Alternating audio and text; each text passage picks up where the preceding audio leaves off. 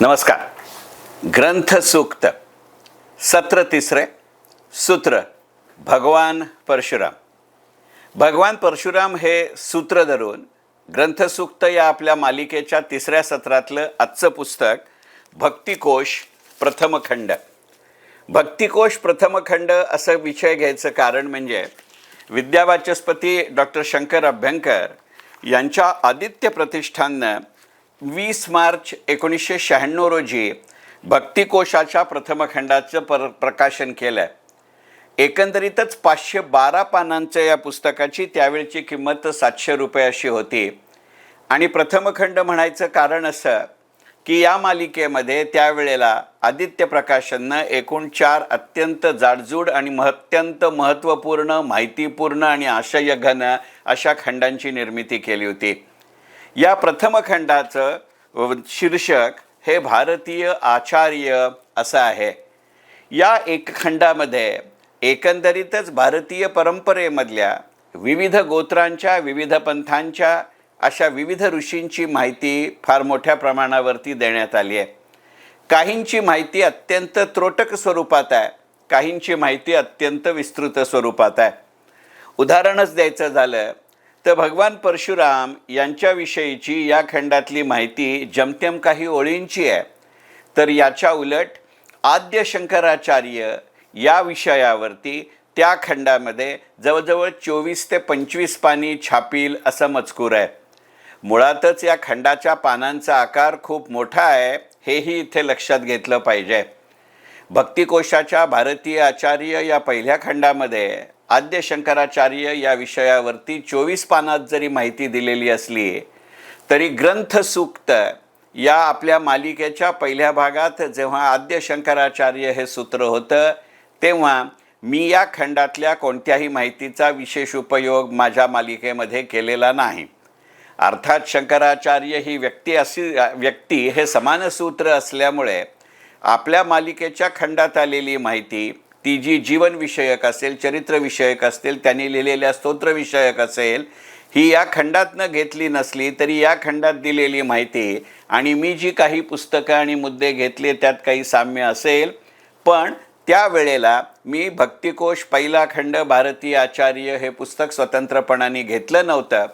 आणि या उलट भगवान परशुराम या विषयावरती या खंडामध्ये अत्यंत बेताची माहिती असली तरी जाणीवपूर्वक हे पुस्तक मी घेतोय. कारण एकंदरीतच इतर समकालीन किंवा वेगवेगळ्या काळातले आचार्य आणि भगवान परशुराम यांचं तत्त्वज्ञान, यांचं कार्य, यांचा जीवनपट अशी तुलना जर कोणाला करायची असेल किंवा एकंदरीतच इतरांच्या तुलनेमध्ये त्या कालसापेक्षतेमध्ये, त्या व्यक्तिसापेक्षतेमध्ये, त्या स्थितीसापेक्षतेमध्ये, त्या भावसापेक्षतेमध्ये, त्या तत्त्वसापेक्षतेमध्ये जायचं असेल तर या विविध ऋषींची माहिती होणं हे आपल्याला अत्यावश्यक आहे. आणि म्हणून जाणीवपूर्वक भक्तिकोशाच्या भारतीय आचार्य या खंडामध्ये भगवान परशुरामांविषयी अवघ्या काही ओळींची माहिती असली तरीसुद्धा जाणीवपूर्वक या पुस्तकाचा उल्लेख किंवा समावेश मी भगवान परशुराम हे सूत्र धरून करत असलेल्या या भागामध्ये करतोय. जर थोडक्यामध्ये भगवान परशुराम आणि त्या निमित्तानं भगवान परशुरामांच्या आयुष्याविषयीच्या काही मोजक्या गोष्टी आणि एका मर्यादित वेळेचा व्हिडिओ असं या व्हिडिओचं स्वरूप असेल.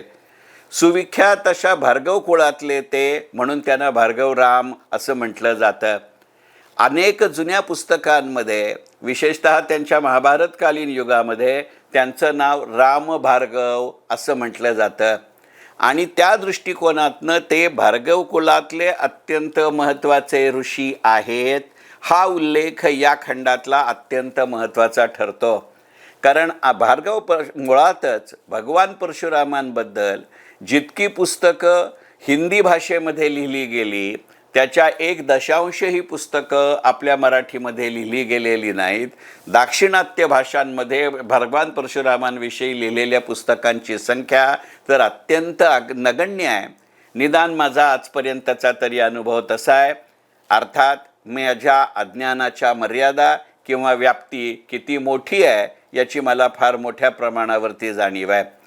हे सांगण्याचं कारण असं की अनेक हिंदी पुस्तकांमध्ये असं म्हटलं जातं की भगवान परशुराम हे जन्मजात राम होते, पुढे ते भार्गवराम झाले आणि त्याच्यानंतर ते परशुराम झाले.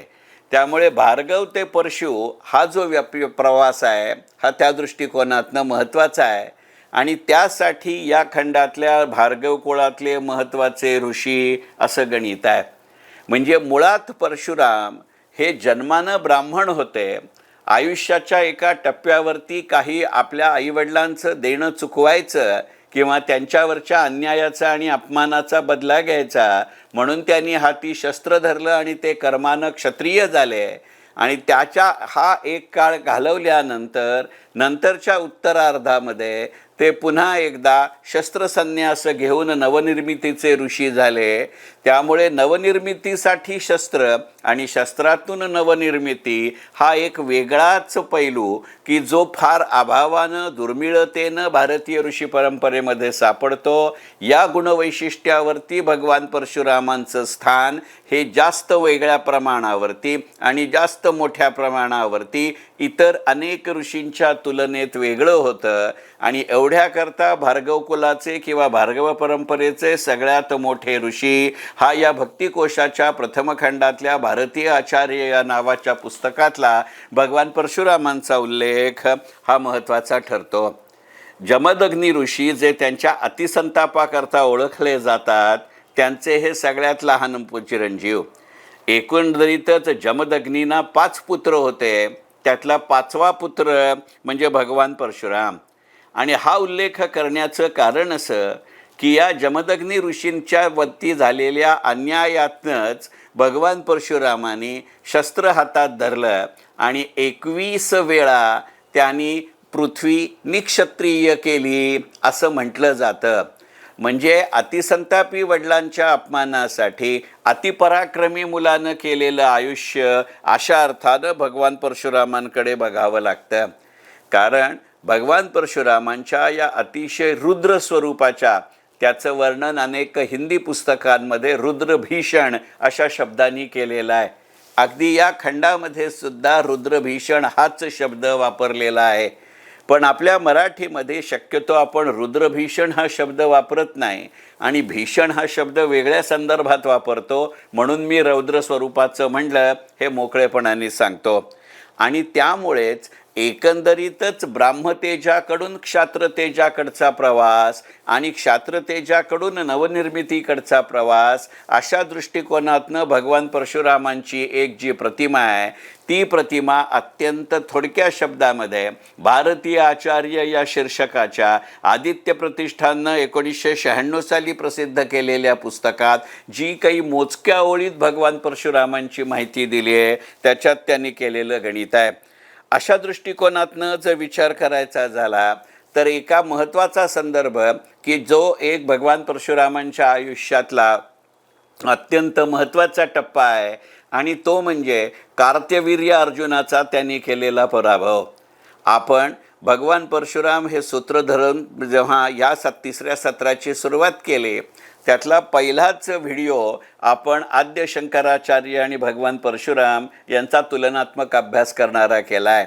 आणि त्यावेळेला भगवान परशुराम आणि आद्य शंकराचार्य यांचा आयुष्यातला नर्मदेशी असलेला संबंध असा जो पैलू घेतला आहे त्याच्यामध्ये मी जसा उल्लेख केला की या कार्त्यवीर्य अर्जुनाचा पराभव भगवान परशुरामांनी नर्मदेच्या तीरी केला. आद्य शंकराचार्यांच्या आयुष्याचा नर्मदेशी असलेला संबंध याच्याकरता आपण एक फार वेगळा मोठा व्हिडिओ केला आहे आणि तो शंकराचार्यांच्या आयुष्याशी संबंधित असल्यामुळे या मुद्द्याची पुनरुक्ती करत नाही.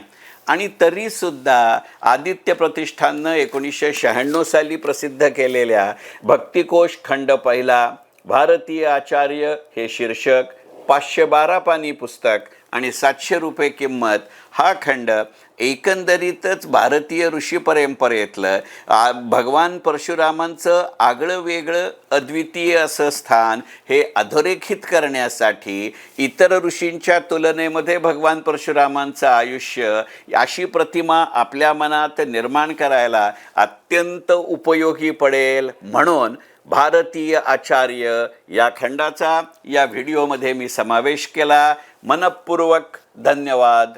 ग्रंथ सूक्त.